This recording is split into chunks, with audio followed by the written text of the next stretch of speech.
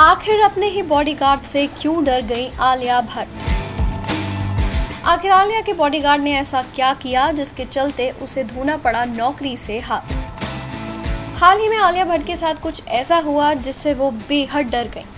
दरअसल ज्यादातर जब आलिया पब्लिक आउटिंग के लिए निकलती हैं तो उनके बॉडीगार्ड अक्सर उनके साथ होते हैं, लेकिन इस बार आलिया बिना बॉडीगार्ड के निकल पड़ी अपने बॉयफ्रेंड सिद्धार्थ मल्होत्रा के घर। स्पॉट बॉय की रिपोर्ट के मुताबिक आलिया देर रात अपने बॉयफ्रेंड सिद्धार्थ मल्होत्रा के घर उनसे मिलने गई थी।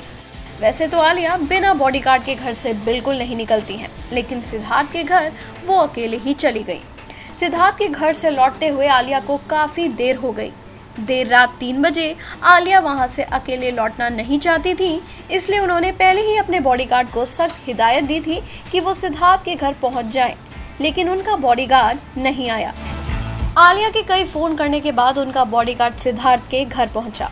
आलिया अपने बॉडीगार्ड को देखते ही समझ गई कि उसने शराब पी हुई है। उसे देखकर आलिया काफी डर गई थी कि कहीं शराब के बहकावे में वो उनके साथ कुछ कर ना दे।